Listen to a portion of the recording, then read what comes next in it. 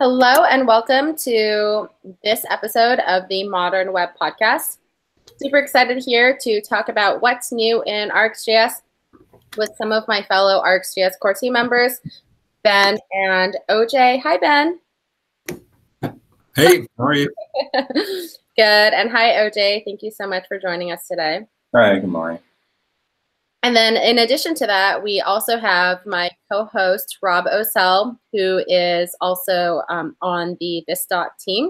So thank you so much, Rob, for joining and coming. Thanks for having me. Yes, and coming up with ways to torture OJ and Ben with questions. Are you all ready? Yeah. Okay, so maybe we can just give a quick update on the latest release of RxJS and maybe anything upcoming. Does anybody want to give a quick summary about what's going on? Well, the latest release actually happened yesterday. It's 6.3.3. Mostly what's been happening in recent history has been a lot of cleanup and bug fixes that we've been meaning to do for a while, where there's, like in most recent releases, there was a series of, I wouldn't necessarily call it bugs, but there were situations where subscriptions would be held longer than they really needed to be. So like if you, for example, had some observable that you then merge mapped into a bunch of other observables and the source stopped, it would keep the subscription to the source until all the other ones were done. So there was a lot of cleanup around that, which kind of reduces memory pressure, which is a good thing. And this most recent couple of patches was around corner cases where people would have a Node app that had multiple versions of RxJS installed under Node modules, and like one library is returning observables from one version of RxJS to another library that has a different version of RxJS, and they're trying to consume each other. And there was some weird errors around that we got cleaned up. So it was the Angular CLI people that hit that the most. They use a lot of Rx in Angular CLI. So that's kind of what's been going on recently. We've had a couple of new features. OJ, do you remember all the new features that we've added recently? Does stay quiet inclusive included in the releases, or it's still up in the air? You're talking about the one with the trailing values? That's correct. I think that one's still undecided. Mm-hmm. I think that's because that would require another minor release, and I wanted to get a patch out first. So that'll probably be the next. And our worst note that we have tried to improve a lot of type definitions more clear in a way, and a lot of operators, and also tons of the testing of the types itself in our repo, which try to guard some of the unexpected behavior as well. Yeah. So that's right. We've had a bunch of work, and there's a bunch of area for contribution here where there was. We've added DTS lint tests that go through and actually test to make sure that types infer properly through our pipe and through other observables to make sure that type guards work and stuff for the TypeScript folks. And there's been some solidification around that in version 6.3. There might be some people that when they update will suddenly have build errors, TypeScript errors, and it's generally because they had bad typings in there, or TypeScript suddenly is catching things that they didn't realize what was off. Like inside of Google 3, I know when I'm going through trying to update, there were apps that hit things where they had an observable that was trying to dematerialize. Basically, dematerialize is an operator that expects a notification, an observable of notifications, and they were just trying to dematerialize an observable of random objects, which should be a type error, but wasn't prior to 6.3. So we've got typings improvements that'll help people catch more problems. That's kind of a big thing. Might be a pain for a few people, but it's a good pain. They should fix those things.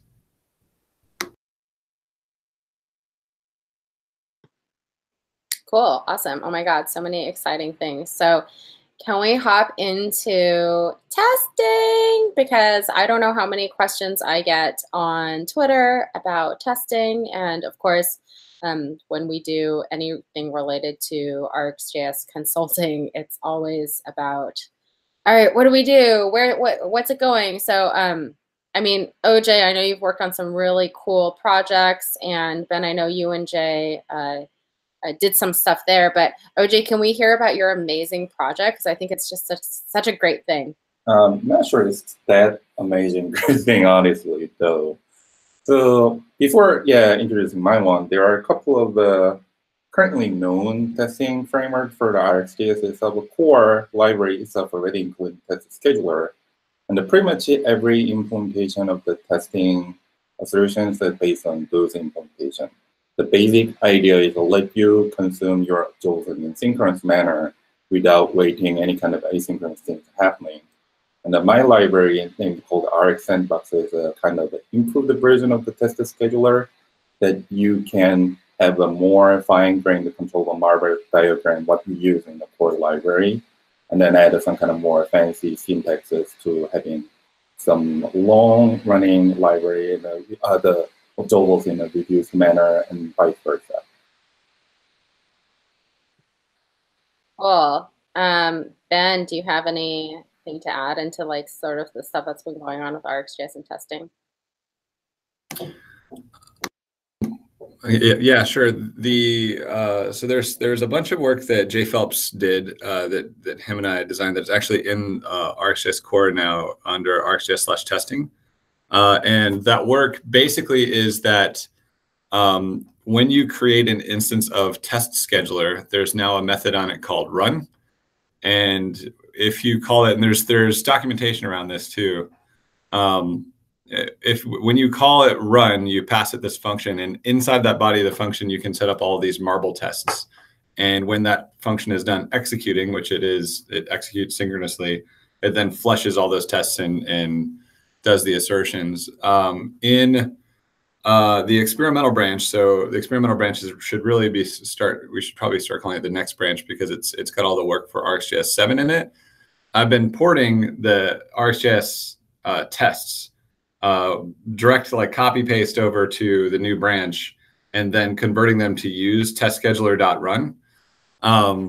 So it's something that is getting dog fooded, at least by me, in the experimental branch now, and it works pretty well. I did find one hole in it that I don't think has been fixed in the stable version yet, which is subscription assertions, which are assertions where you're saying, I expect this to be subscribed to at this point, and I expect it to be unsubscribed at this point.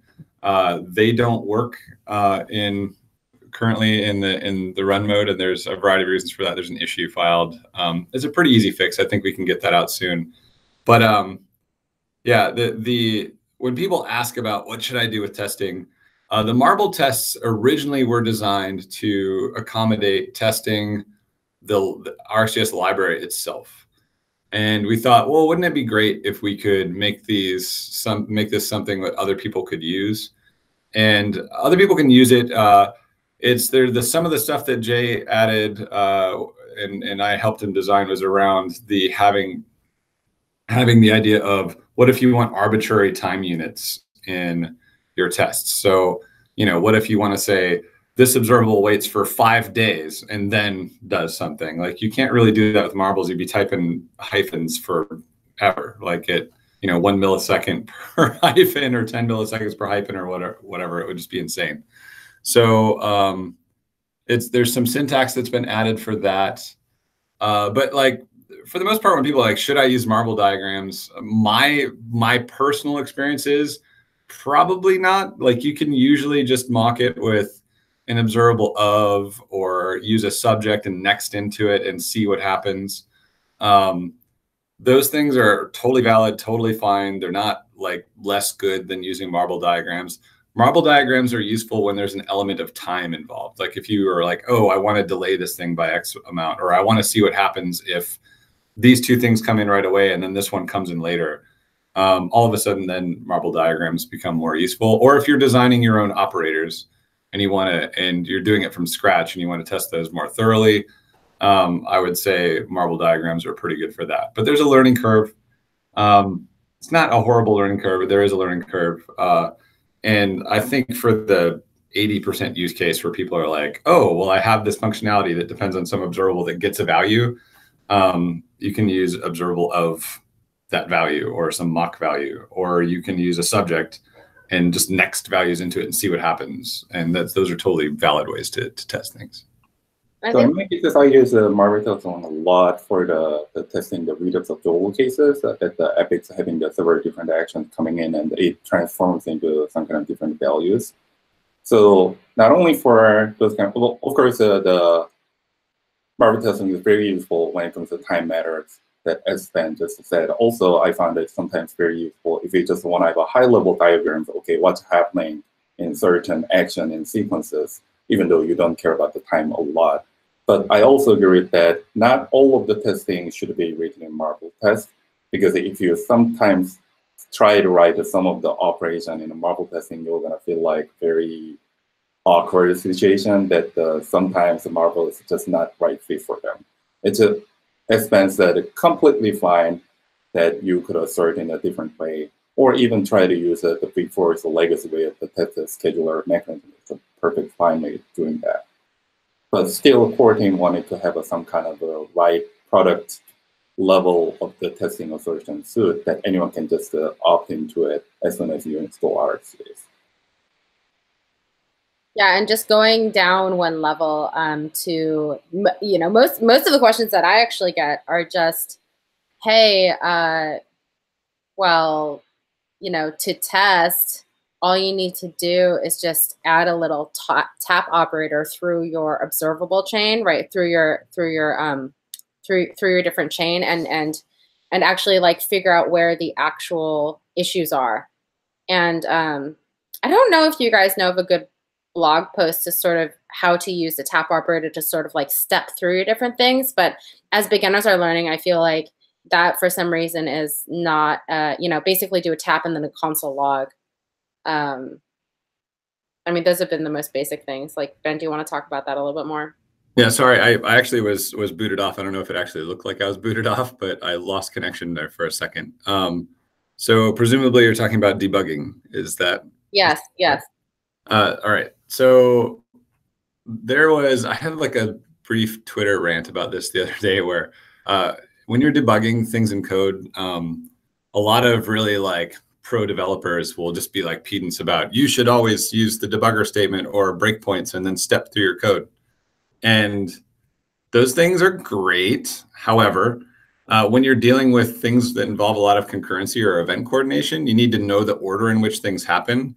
And so using console log statements is actually more valuable in those cases, because then you can look and you have a log of everything that's happened in the order that it's happened, and you can get like a high level view.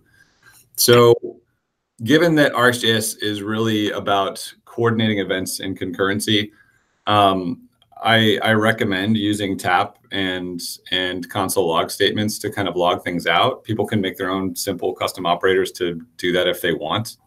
But generally what you do is you just have tap, and in your next callback for tap, you just console log out what would be nexted there. And that just gives you a view of like what happened after this operator and what happened after this operator. And you can kind of inject those things in between.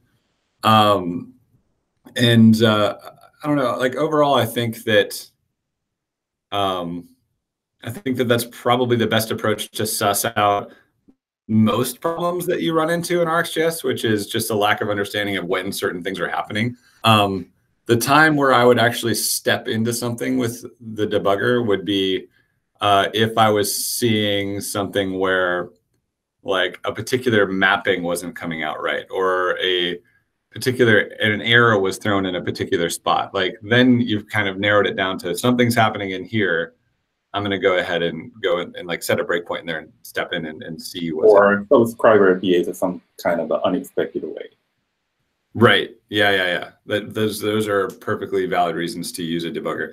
And I'm not panning using like breakpoints to debug. I'm just saying that most of us, definitely I'm not good enough to remember everything that's happened over time while I'm looking at an individual call stack in a little frame of time in a bunch of code. Like I have a hard time remembering like what happened the last 7 times I was here. Like where you can easily see that if you're just logging. So yeah, and then there's my other favorite trick that just doesn't even apply to RxJS, but just in general, is to go into Chrome DevTools and set a conditional breakpoint and put a console log statement in the conditional breakpoint, because it always returns undefined anyways. So it doesn't actually cause the breakpoint to be hit, but it's like a way to inject a console log statement into code without actually having to alter the code. So it's kind of a fun way to debug. It's kind of funny because when we talk about debugging and testing, and I know they're 2 separate things, but I sort of shove them all together. I'm like, because I think a lot of people, when they talk about, oh, I need to test my code, or my RxJS code isn't working, it's not, I mean, obviously, like all the stuff you all are doing there, but it's sometimes it's just like, okay, try to debug it first and then figure out. But I mean, you're kind of testing your code. Yeah, well, you're not far off. I mean, testing is really just debugging before production, right? Like it's like debugging in production is what happens when you don't have tests. So therefore, if you set up tests, what's going to happen is you set up tests, you'd be like, oh crap, this doesn't at all work the way I thought it was going to work most of the time, unless you're awesome or really lucky. And then you end up having to debug. So testing and debugging does go hand in hand. You're just basically with testing is you're setting up scenarios that you'll inevitably have to debug because it didn't work the way you expected. Well, one question actually that I wanted to ask is, what is the best way to sort of get into marbles and learn marbles for testing? Right now, I would say, honestly, like you could either go look at some of the tests for the more simple operators in RxJS, especially if you go under the experimental branch, because the test scheduler there is a mirror of what's going on in the stable branch, and it's being used. You're creating a test scheduler and we're calling run. There's also some solid documentation that Jay wrote up whenever these changes were made. I believe it's linked in the docs. If it's not linked in the docs, it's under the doc folder in the repository. But yeah, that's the best way. And then it's just a matter of kind of playing with it and realizing that these are like, oh, I'm making an ASCII diagram that vertically aligns with everything else. If you're programming with a non-monospace font though, forget it. It's not. Don't you want to? Otherwise, things don't line up, and there are some sadists in the world that really like to use non-monospace fonts in their program. I don't know why, but it is a thing. You need ligature as well, right? Right. Oh yeah. Oh my God. Don't get me started on ligatures. And as the representative of the people outside of the core team, I can attest that the tests in RxJS actually are quite readable. So if it's something that you want to learn, they're really straightforward to just understand at a glance.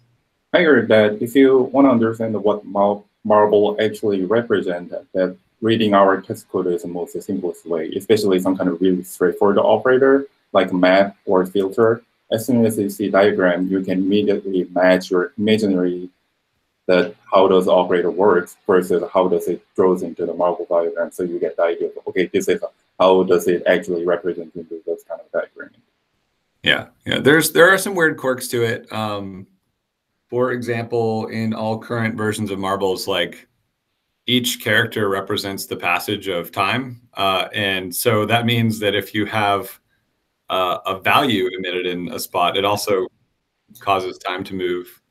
So there's little things like that, which means if you want a bunch to be emitted at the same time, they're wrapped in parens, and the head paren is kind of where that emission occurs, is on that point. Like there are some weird quirks that you have to learn when you're reading it. But I mean, the simplest cases are the ones that, like OJ was saying, in map, or like some of the ones in merge map. a bit easier to read. Some of them are a little nutso, though. Some of them do get you like, I will go back and look at what every now and then. Yeah. So I kind of wanted to switch gears a little bit. And one of the things that I was really fascinated about is, I feel like across the ecosystem in JavaScript, everybody's just on a diet. Suddenly, a lot of people are really looking at bundle sizes, and they're really thinking about squeezing all the bytes they can out of their libraries. And I know RxJS has actually lost a lot of weight, right? From moving from 5.5 to 6, something like 36 KB down to like 12 right now, or something in that neighborhood. So I was kind of wondering, how, how's that process going? Where is it going in the next versions? Is there anything that you kind of wanted to talk about, how you're kind of being mindful of the bundle size? Yeah, so the change from 5.5 to 6 that made the biggest difference for people in bundle size, actually, like code-wise, RxJS didn't really change in like the amount of code that we were shipping. What happened is we reorganized code to make it more tree shakeable. So when bundlers are going through, and we were able to mark some of these modules as pure, when bundlers are going through, it can say, oh, well, here's all of these modules coming from RxJS. They're all pure. We're only using these ones. Shake away everything else. So that's the big savings for version 6. Now, version 7, which is under the experimental branch right now, there's a whole design document around it. It's loosely based off of Andre Steltz's callbags, but it is different than callbags for a variety of reasons, mostly related to size and a particular use case. But it's even smaller in that everything's kind of implemented as a function. And we're doing some kind of goofy things to patch methods onto functions. But for the most part, what the result is smaller library size and smaller and much reduced memory footprint. Like if every subject, for example, is nothing but a function, as opposed to an object with several functions on it, like the memory footprint's obviously going to be a lot smaller. But so far the experiments there are to take basically I've taken the TypeScript code from that library and put it directly into a newly generated Angular CLI like Hello World app. And the original footprint for RxJS 6 in that app was like 17K. And with RxJS 7 or experimental, whatever you want to call it, it's reduced to 7K. So it's a substantial reduction in size.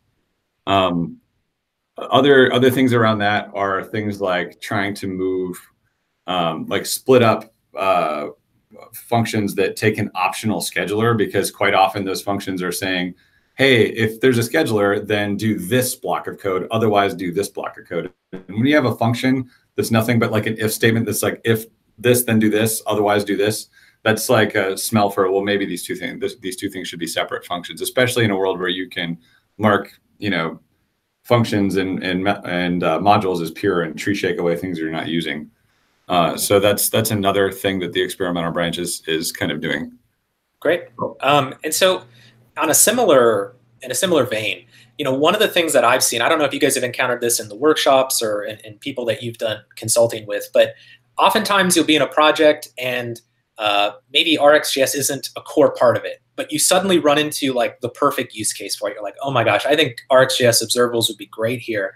And then the conversation tends to flow like, but do we want to pull it all in for this one use case? I think getting it adopted, getting wider adoption would rely on having a good answer to that question. Do you have anything particular that you say to teams that are saying that? Like, is it worth pulling in? I only have like 2 places I want to use it. Do I have to use it everywhere? Like, what do you say to people when they kind of have those concerns that's sort of limiting them, playing around with it or using it in their products? I don't know. OJ, do you want to take that one? Yeah, I'm hitting those kind of situations time to time. My usual advocate is I'm kind of biased that I try to use it first and to see how it does build. But it really depends on some kind of a use cases, I believe, because even though I believe RxJS and observables are quite great and kind of easy to use, but it also have some kind of steep learning curve to some people.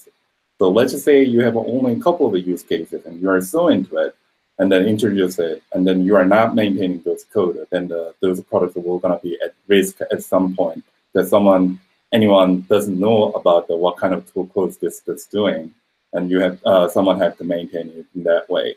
So the general consensus is, if a feature really feels useful, and even if it's a kind of a small scope that changes, I think it's better to have some kind of consensus. Okay, this is some kind of paradigm we can live into that. So sometimes I don't use this metaphor a lot, but it's just some kind of utility built like Lodash. So in your some kind of code bases, you probably have a small places of using Lodash only, but also a lot of people still understand what code actually does it. I feel that in that way. So having small places of usage is perfectly fine, but also if you have some kind of a team to maintain those code places, and then the team also have some kind of understanding what code it does. Great. Yeah, I think I agree. I think what you were saying earlier, that the newer versions of the library being so much more easily tied in with tree shaking to reduce bundle sizes, I think maybe some people might not have realized that that kind of progress had been made, and that realistically, you kind of get what you are using. And so if there is anybody watching that hasn't played around with it a while, or that was a concern, that may be something that you want to take a look at it again, just to see how it shakes out for you. So one of the things I would say to people too, because this is like a broader question, right? Like it's not just RxJS. Of course, yeah.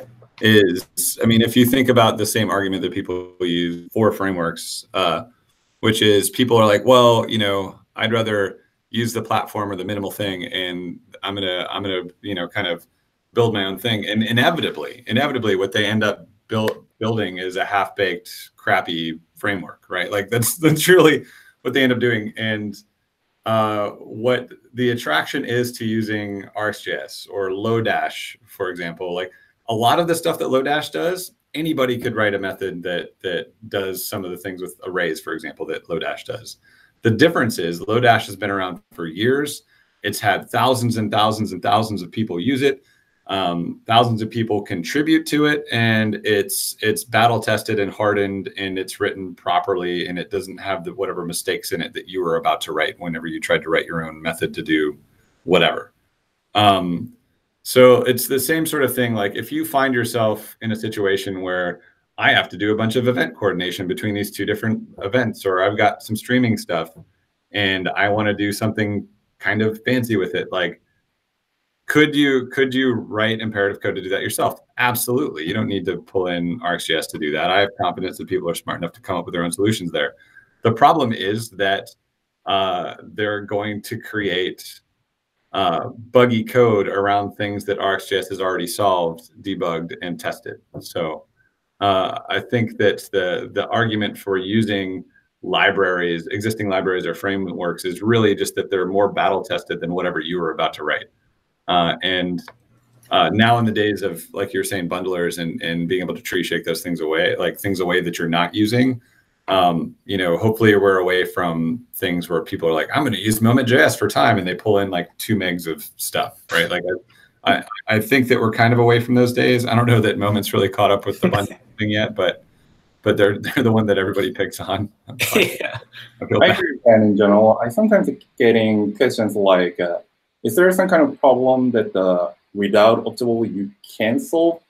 My answer is probably 99.9%. There is nothing like that. You could probably solve whatever problems without observables involved into your code bases. But sometimes observable makes things a lot easier and tested in a well-suited manner to having some specific domain of problem. So it's really hard to, it's really important to find out what kind of problem you want to solve it and what kind of way you are solving. And if it's really fit with observables, then I recommend to use it. Great.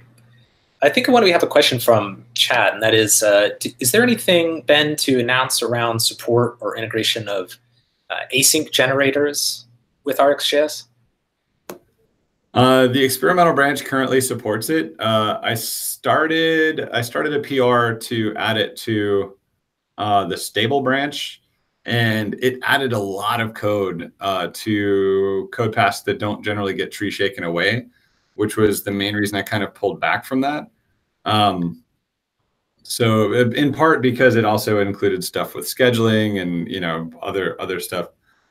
There was also some debate around how it might behave, but it does exist in the experimental branch. I think we're going to end up shipping it with version 7 if we don't also ship it sooner. But really the only reason it's not in there yet is async iterator isn't really widely supported in browsers yet, or at least it wasn't as of several months ago. And these things move a little slower than I would like, but and it would definitely inflate the size of Rx and current usage. So yeah, that's the long and short of it.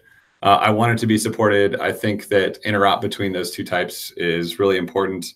I know that well, in the experimental branch, I'm actually looking for async iterator. There's a symbol that you can put on things that are async iterators, and in observable from to kind of convert. But yeah, I mean, it's going to be supported. It's not supported yet. I've had my eye on it for more than a year. I know that people are excited about it, and it's not in there right now just for reasons. That's exciting. I love seeing all the things that are happening. One question that we get a lot, of course, since now, Ben, you joined the Angular core team is, oh my gosh, what does this mean for other people? And, I'll go for one thing to say that this is actually not what we've seen in terms of Ben and I run Rx workshop together, and we've actually seen a large influx of React developers wanting to learn RxJS, and quite a few people, of course, using Redux Observable to manage their side effects and things like that. But Ben, do you have any sort of official words of whatever for people who might be using it in Vue and React, and how the Angular team is separating that, or how you are separating it?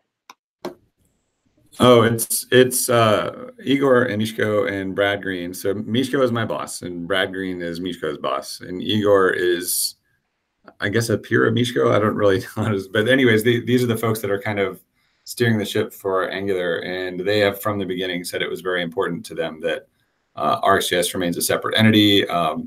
We get a lot of support, obviously, from the Angular team in that they're paying me to work on it. And we get Angular resources from time to time, like Jason Aiden came in and worked on the RxJS compat stuff. They contracted, I think, Minko to work on the RxJS TS lint. So the whole of the RxJS community is really benefiting from the partnership with the Angular team. But the Angular team knows it's very important to keep those two things separate.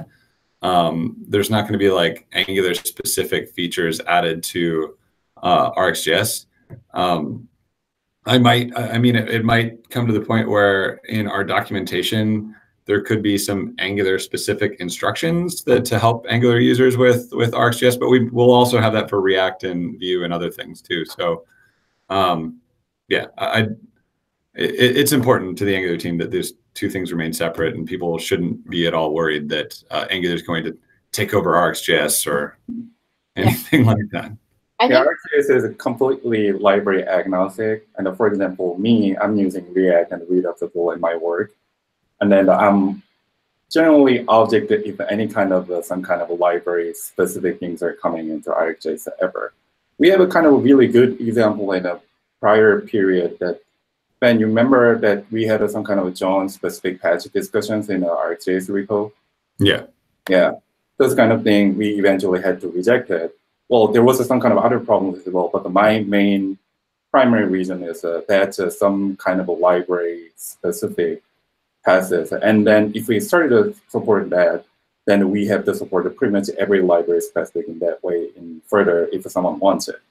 So Right. I strongly wanted to maintain RxJS as a library agnostic, and as long as I'm staying in a core member, I'm going to reject pretty much everything around those kind of library specific things. Yeah, I'm in total agreement. In fact, that particular PR came from my boss, and after he became my boss, that was when I closed the. So that was a bit of fun. Yeah, so I mean, it's funny that we're talking about RxJS not just being an Angular thing.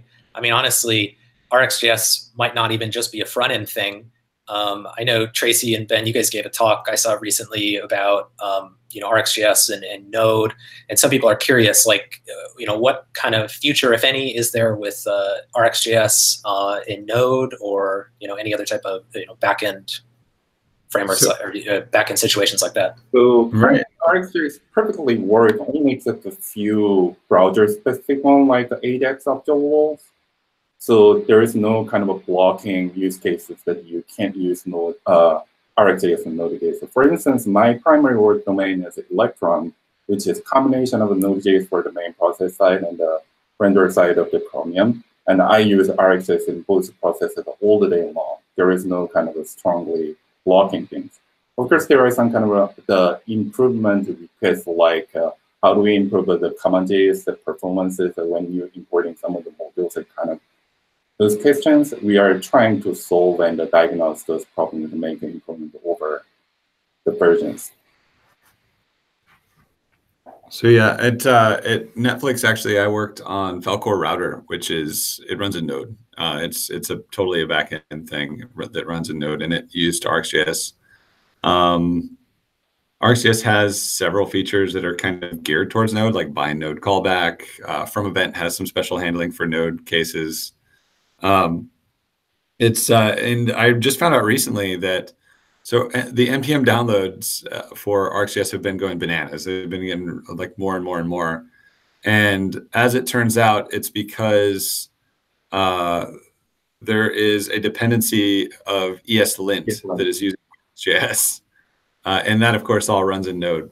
So I don't think that anyone has to worry about our continued support for Node in the Node community. Like, it's obviously important.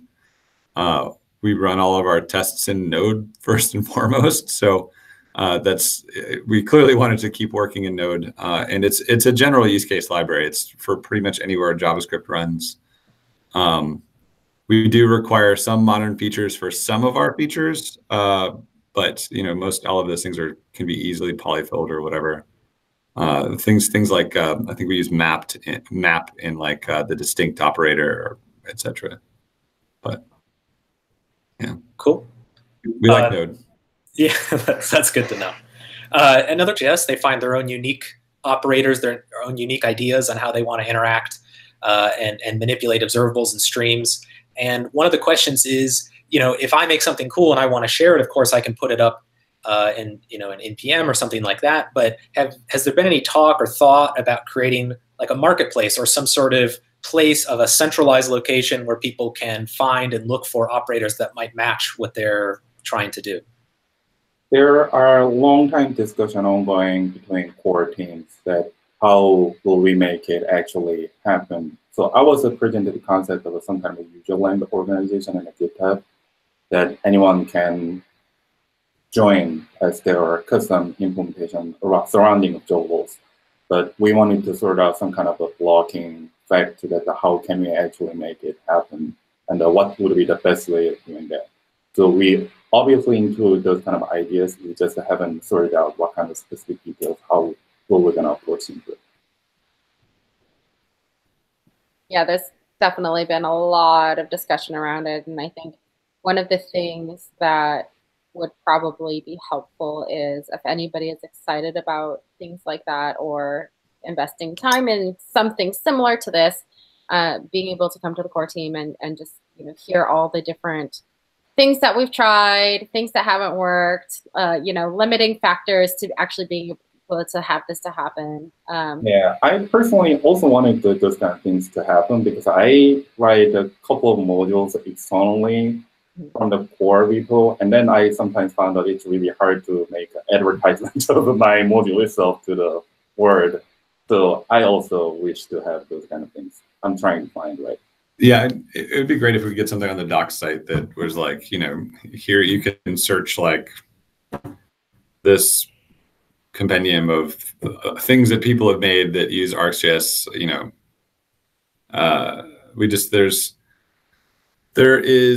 it's an all volunteer workforce aside from me sometimes. so you know, it's a lot of, there's not a lot of help for these things, but it's definitely something that we've all thought about. We all want to have a little bit more of a set of community resources around this, because I've seen some pretty great custom operators that people have made that we don't necessarily want to ship with Rx, but I would like to point people to if they're looking for something similar. You know, it's just a matter of getting people together and discussing it on a GitHub issue and then getting the work done. And those things in open source are not always the easiest things to get done. Well, yeah, one of the things as well is, you know, if you are looking to create your own custom operators, there probably is already one that solves the use case, or, you know, maybe using two different operators together sort of will solve your use case anyway. So that's kind of the point of RxJS. It's the fact that, you know, there's, I think, what, 60 something operators that we have. So don't feel like you need to recreate something, or if you're feeling like, oh no, I have this case where I need to create this operator, you know, you should probably ask somebody on Twitter and say like, hey, here's my use case, and should I use it? Or maybe create an issue on the RxJS repo, and you know, somebody can suggest an operator to you instead of having to do the work on your own. Right.